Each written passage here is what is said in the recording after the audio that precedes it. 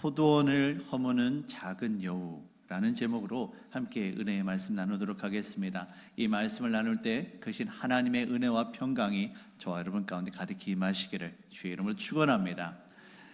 아가서의 말씀을 보시면 포도원을 허는 작은 여우를 잡아라 라는 말씀이 있습니다. 여러분, 작은 여우 한 마리, 그게 얼마나 큰 위협이 되겠어 라고 생각할 수 있습니다. 하지만 이 작은 여우 한 마리 때문에 1년 포도 농사를 망치는 것뿐만이 아니라 포도밭 전체를 갈아엎고 그것을 무너뜨리게 되어진다면 여러분 어떻게 하시겠습니까? 당장에 그 작은 여우를 잡아야 할 것입니다.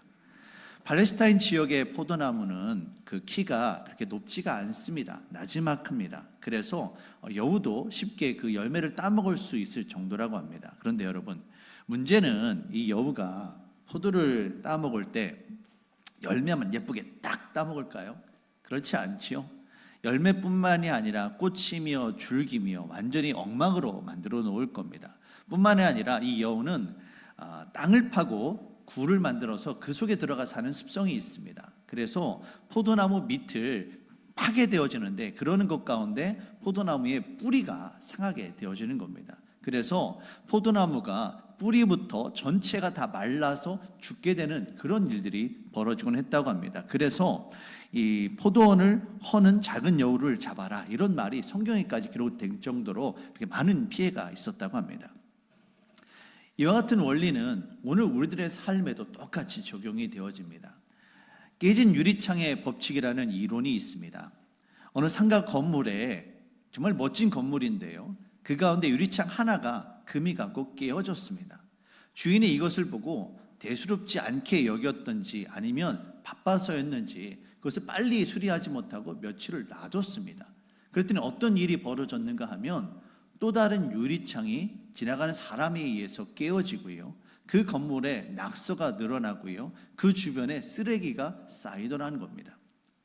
이 깨진 유리창과 같은 작은 무질서와 작은 문제 하나를 즉각적으로 해결하지 않고 방치해 두었더니 더 많은 문제가 생기더라는 것이죠. 여러분, 우리 교회 주변에 많은 음식점들, 카페들이 있습니다. 그런데 보시면 이 공원에도 그런 일들이 있는데요, 카페에서 마시고 나온 테이크아웃 커피잔을 거기다 누군가 놓고 갑니다. 그럼 어떤 일이 일어납니까? 그 주변에 그 비슷한 컵들이 그 위에 차곡차곡 쌓이고 주변이 쓰레기 더미가 되는 일들을 많이 경험하게 되어집니다. 이와 같은 일들이 우리들의 삶 가운데 얼마든지 일어날 수 있다는 거예요. 오늘 성경은 바로 그와 같은 관점에서 우리가 이 말씀을 좀 봐야만 합니다. 오늘 우리가 읽은 이 성경 본문은 다소 좀 충격적인 이야기입니다. 교회 공동체 가운데 같이 신앙생활을 하고 있었던 그분들이, 그것도 남편과 아내가 한날 한시에 비슷한 시간에 죽게 되어진 겁니다. 이에 대해 교회의 반응이 사도행전 5장 11절에 나와 있습니다. 온 교회와 이 일을 듣는 사람들이 다 크게 두려워하더라. 이유가 어찌 되었든 사람이 죽었습니다. 참 안타까운 일이죠. 더군다나 이 사람들이 교회를 핍박하거나 박해하던 사람들이 아닙니다. 함께 신앙생활하던 사람들이에요. 함께 이 자리에 앉아서 함께 예배하고 함께 하나님의 말씀을 듣고 함께 식사하고 함께 신앙생활을 하던 그런 부부인데, 그 부부가 하나님 앞에 심판받아 죽게 된 겁니다. 우리는 이 말씀을 어떻게 이해해야 할까요? 하나님 앞에 전 재산을 팔아서 남김없이 다 드려야 한다. 그렇지 않으면 하나님 앞에 심판받는다. 하나님은 그토록 무서운 하나님이시다. 이렇게 우리가 하나님을 오해하면 안 됩니다.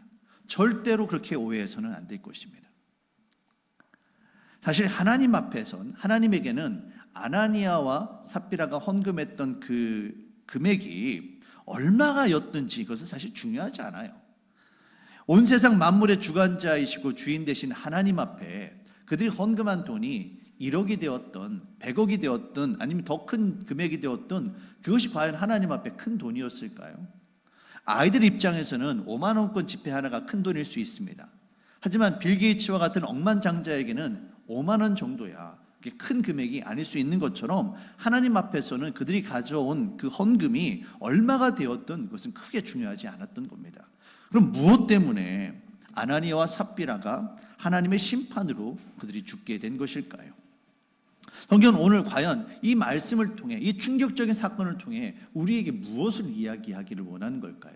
오늘 말씀을 통해 함께 살펴보도록 하겠습니다. 먼저 우리는 다른 무엇보다도 이 사건의 배후에 사탄의 세력이 있음을 우리는 알아야만 합니다. 아나니아와 삽비라를 향한 베드로의 말을 통해 우리는 이 사실을 확인할 수가 있습니다. 자, 오늘 본문 3절 말씀입니다. 베드로가 이르되 아나니아야 어찌하여 사탄이 내 마음에 가득하여 내가 성령을 속이고 땅값 얼마를 감추었느냐. 지금 베드로는 아나니아의 마음속에 사탄이 가득하다. 사탄이 속여서 그 아나니아와 삽비라가 그것에 넘어가서 성령을 좀 속이고 감추고 있다라고 이야기를 합니다. 결국 지금 이 벌어지고 있는 이 모든 일들이 교회를 흔들고 교회를 무너뜨리려 하는 사탄의 계략임을 우리는 깨달아야만 합니다. 사탄은 예수님을 십자가에 못 박아 죽임으로 하나님의 나라가 이루어지는 것을 방해하기를 원했습니다. 하지만 예수님께서 사망 권세를 깨치시고 죽은 자 가운데 3일 만에 부활하심으로 말미암아 사탄의 계획은 완전히 물거품이 되어버렸습니다. 그래서 사탄은 방법을 바꿉니다. 이제는 예수님이 아니라 교회를 공격합니다. 교회를 흔들고 방해합니다. 그래서 베드로와 요한을 어떻게 합니까? 옥에 가둡니다. 대제사장과 서기관과 종교 지도자들의 입을 통해서 그들을 협박합니다. 다시는 예수의 이름으로 증거하지 말아라. 아무리 협박해도 그들이 듣지를 않자 이번엔 회유를 합니다. 그래, 내가 봐줄게. 너희들 교회에 모여. 뭐든 다 해도 좋아. 단지 예수님께서 부활하셨다는 거, 그것만, 예수 이름의 권세로만 말하지 말아라. 다른 건 내가 다 봐줄 테니까 그것만 해라. 그것만 하지 말아라. 이처럼 그들을 회유하고 협박합니다.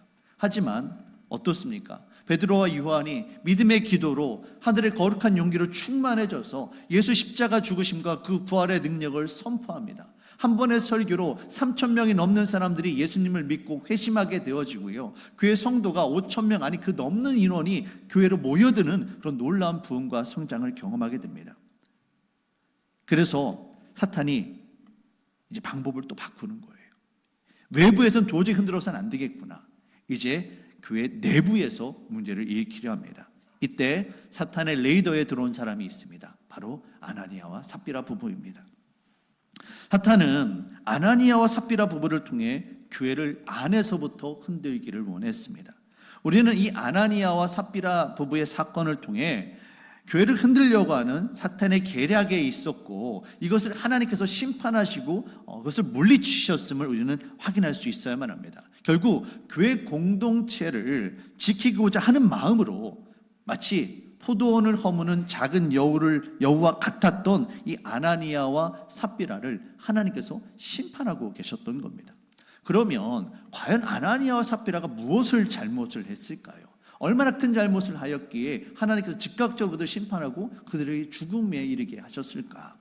자, 2절 말씀을 보시면 아나니아가 자신의 소유를 판 값 가운데 얼마를 감춥니다. 하나님 앞에 감춘 게 문제였어요. 여러분, 내가 집을 팔았습니다. 저는 그럴 염려는 없습니다만 만약에 여러분께서 만약 집을 팔았다고 생각을 해보세요. 그 판 값을 생각해 보니까 내가 필요한 돈이 얼마예요? 그리고 나의 자녀들, 아들, 딸에게 좀 나눠주고 싶어요. 주어요. 그리고 남은 금액 가운데 내가 이 정도 좀 헌금하고 싶다. 아무렇지 않습니다. 전혀 문제가 되지 않아요. 심지어는 처음에는 얼마를 헌금하려고 했는데 생각해 보니까 내가 좀 잘못 생각한 것 같아요. 그래서 하나님 죄송해요. 저 이거 헌금 못 하겠어요. 좀 바꿀게요.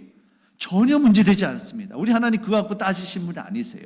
근데 문제는 오늘 성경의 핵심은 아나니아와 삽비라가 그들이 소유를 판 헌금을 전부를 헌금한 것이 문제가 아니라 그들이 감췄기 때문에 문제입니다. 감추고 하나님을 속이려 한 것이 문제가 되었던 겁니다. 3절 4절 말씀을 보시면 베드로가 이걸 알았어요.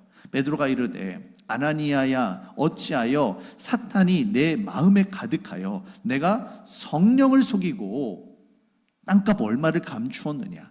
땅이 그대로 있을 때에는 내 땅이 아니며 판 후에도 내 마음대로 할 수가 없었더냐. 어찌하여 이 일을 내 마음에 두었느냐. 사람에게 거짓말한 것이 아니요 지금 누구에게 거짓말한 거다? 하나님께로 거짓말한 거다. 지금 아나니아와 삽비라 부부는 내가 마음만 먹으면 하나님 속일 수 있다라고 생각을 하고 있었습니다. 내가 얼마를 숨긴다고 그거 하나님 알겠어? 그들은 하나님을 믿는 것이 아니라 하나님을 믿는 척을 한 겁니다.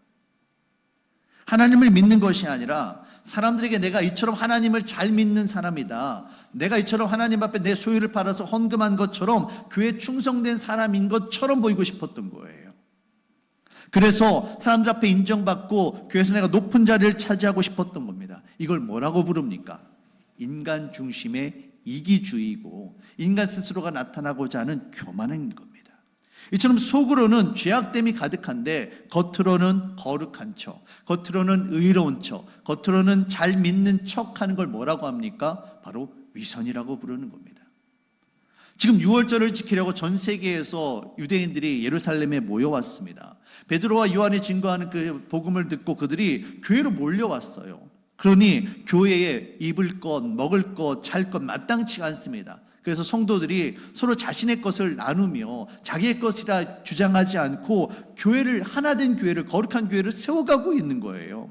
근데 그 가운데 지난주에 살펴보았던 것처럼 이 구브로라는 시골 동네에서 온 요셉이라는 사람이 자신의 소유를 팔아서 교회를 가져왔습니다. 그랬더니 사람들이 야, 대단하다, 저 사람 정말 위로의 아들이다, 바나바다라고 부르며 그를 좀 높여줍니다. 존경하고 따르게 됩니다.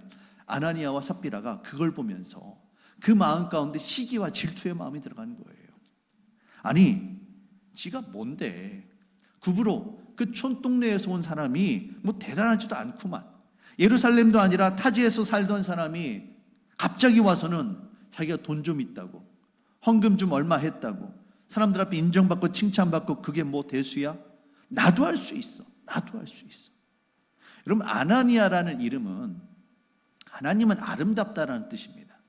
그리고 그의 아내 삽비라는 청옥으로 아름답다는 뜻입니다.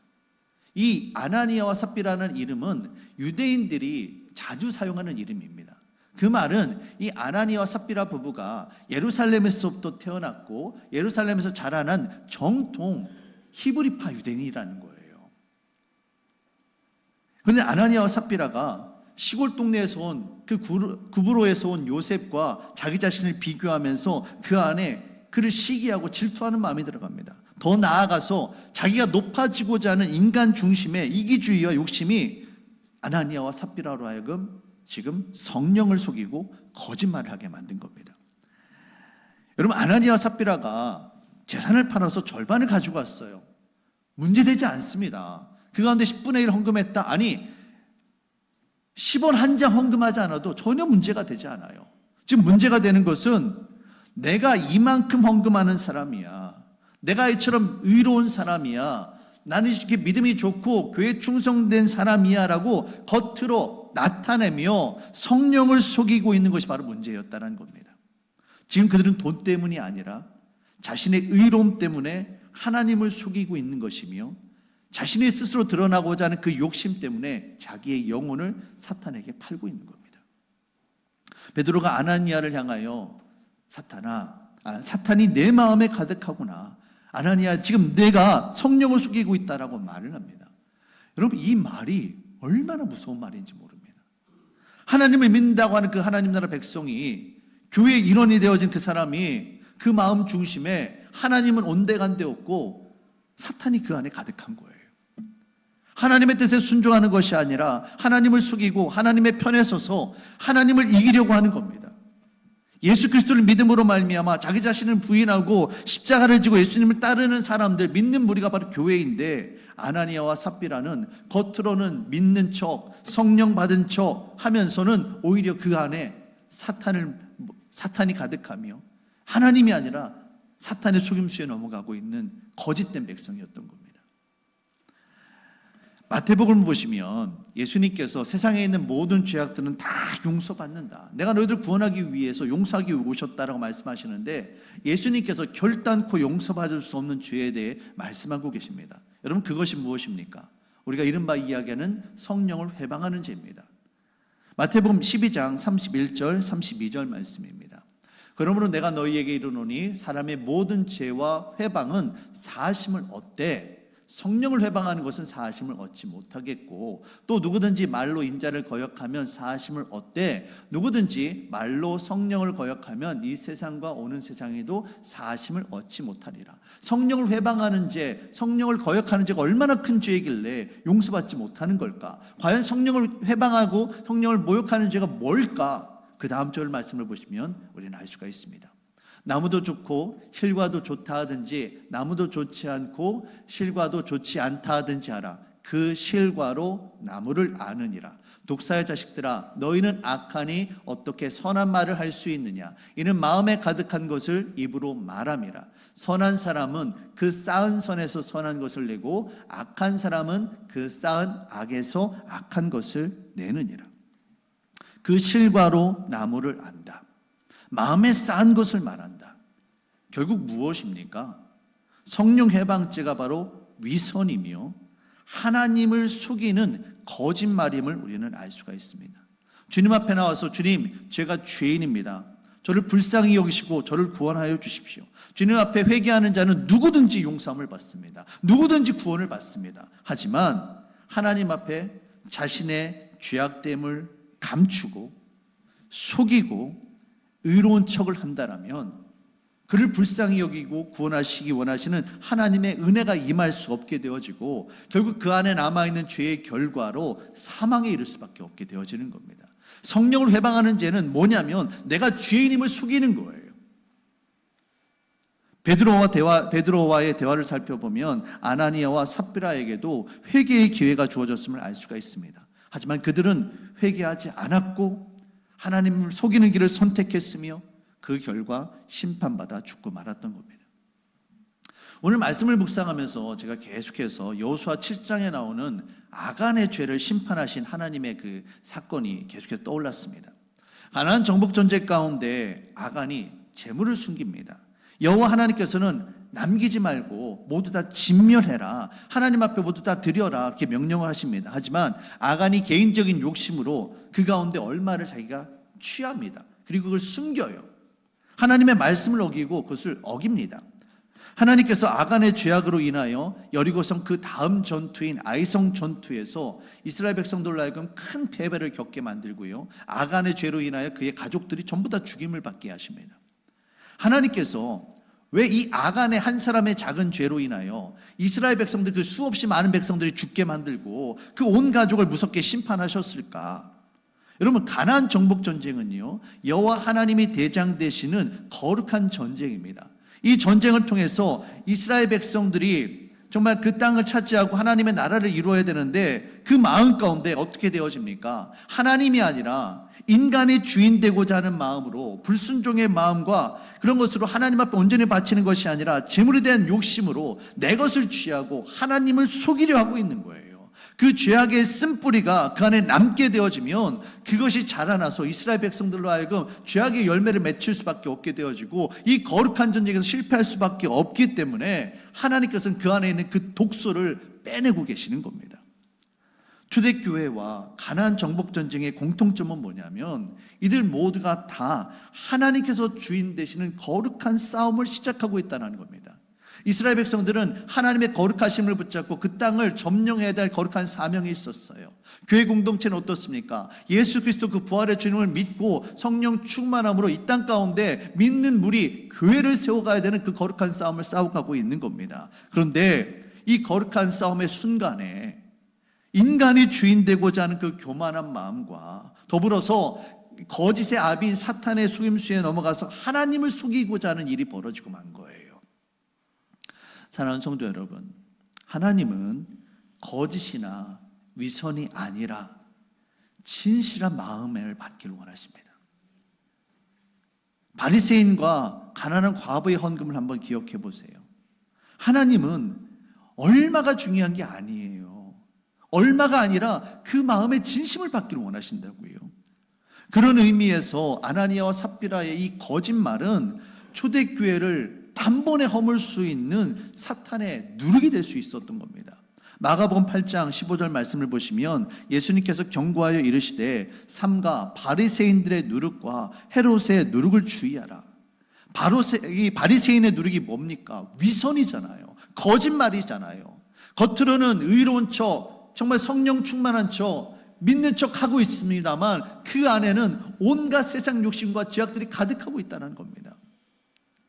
아간의 죄는 여호수아와 이스라엘 백성들이 가나안 땅을 점령할 때 그 아간의 죄는 포도원을 무너뜨리는 작은 여우가 되어져서 전체 이스라엘 백성들을 정말 치명적인 그 패배로 이끌 수 있는 작은 독소였습니다. 아나니아와 삽비라도 마찬가지예요. 그들의 죄는 교회 공동체 전체를 순식간에 무너뜨릴 수 있는 이 헤롯과 바리새인의 그 위선이라는 누룩이 될 수 있었다는 것이죠. 사랑하는 성도 여러분, 우리 안에, 우리 믿음의 공동체인 행복한 교회 안에, 저와 여러분들의 심령 안에 이와 같은 거짓과 위선은 없는지 스스로 돌아볼 수 있기를 원합니다. 오늘 본문 11절 말씀을 보시면 온 교회와 예를 듣는 사람들이 다 크게 두려워하니라 라고 말을 합니다. 여기서 성경 전체를 들어서 교회라는 단어가 가장 처음으로 나옵니다. 이와 같은 거룩함에 대한 각성으로부터 교회가 시작되었다라는 거예요. 교회는 하나님을 향한 거룩함, 하나님을 향한 의로움, 이런 것으로부터 시작되었음을 여러분 깨달으시길 바랍니다. 교회는 세상과 구별된 존재입니다. 적어도 하나님을 속이려 하고 하나님을 대적하는 사람들이, 하나님이 아니라 자기 자신의 주인 되려 하는 사람들이 모여서는 교회가 될 수가 없는 겁니다. 사랑하는 성도 여러분, 하나님께서 우리에게 원하시는 것은 어떤 대단한 것이 아닙니다. 바로 저와 여러분들의 진실됨을 원하고 계심을 깨달으시길 바랍니다. 죄인이면 죄인된 모습 그대로, 연약하면 연약한 모습 그대로, 병들었으면 가난하면 그대로 나오면 되는 거예요. 그런데 우리는 어떻습니까? 자꾸만 포장합니다. 자꾸만 우리 자신을 꾸밉니다. 의로운 척, 정말 신앙생활을 잘하는 척, 얼마나 우리 자신을 포장하고 위선합니까? 하나님께서는 가난하고 애통한 심령으로 주의 은혜를 간구하는 자에게 주의 은혜를 베풀어 주심을 깨달으시길 바랍니다. 시편 51편은 다윗의 참회의 시입니다. 다윗이 밧세바를 범한 이후에 나단 선지자가 그의 죄를 지적했을 때 회개함으로 지은 시가 바로 시편 51편입니다. 다윗이 하나님을 속이려 했습니다. 내가 밧세바를 범해도, 내가 충신 우리아를 죽이고 그의 아내를 빼앗아도 아무도 모를 거야. 하나님 모를 거야. 하지만 그때 나단 선지자를 통하여 하나님의 메시지가 전해집니다. 그리고 그의 죄를 고발을 합니다. 이때 다윗이 이렇게 노래합니다. 시편 51편 16절입니다. 주께서는 제사를 기뻐하지 아니하시나니 그렇지 아니하면 내가 드렸을 것이라. 주는 번제를 기뻐하지 아니하시나이다. 주는 번제를 기뻐하지 아니하시나이다. 이게 무슨 말입니까? 지금까지 다윗이 가짜 번제를 드렸다라는 거예요. 마음의 중심으로 드리는 예배가 아니라 하나님을 속이고 사람을 속이고 겉으로는 의로운 척 거짓으로 번제를 드렸다라는 다윗의 고백입니다. 그런데 이제 다윗이 하나님의 말씀을 듣고 깨닫습니다. 하나님이 진정 원하시는 것이 이런 거짓된 번제나 거짓된 제사가 아니구나. 하나님께서 진정 원하시는 것은 바로 나의 상한 심령이구나. 이것을 깨닫고 이렇게 노래합니다. 시편 51편 17절 말씀입니다. 우리 같이 한 목소리로 읽도록 하겠습니다. 하나님께서 구하시는 제사는 상한 심령이라. 하나님이여 상하고 통회하는 마음을 주께서 멸시하지 아니하시리이다. 다시 한번 읽겠습니다. 하나님께서 구하시는 제사는 상한 심령이라. 하나님이여 상하고 통회하는 마음을 주께서 멸시하지 아니하시리이다. 아멘. 하나님은 우리의 상하고 통회하는 마음을 원하십니다. 겉으로 거룩한 척, 의로운 척, 내가 성령 충만한 척, 거짓된 믿음으로 주님 앞에 서는 것을 결코 원하지 않으십니다. 오늘 우리의 교회가 다시 세워지기를 원하는데, 다시 한번 주님 앞에 거룩하게 서기를 원하는데 우리 안에 이런 거짓됨은 없는지 돌아볼 수 있기를 원합니다. 우리의 모습을 감추지 않았으면 좋겠습니다. 있는 모습 그대로 나아갈 때 우리를 긍휼히 여기시고 우리를 불쌍히 여기시는 그 예수 그리스도, 그 십자가 보혈의 은혜가 저와 여러분들을 온전케 하시고 우리를 회복시켜 주실 것입니다. 온전케 하는 것은 우리의 몫이 아닙니다. 있는 모습 그대로 나아갈 때 주께서 저와 여러분들을 회복시켜 주실 것입니다. 오늘도 주의 은혜와 사랑만을 구하는 저와 여러분들이 되어주시기를 주의 이름으로 축원합니다.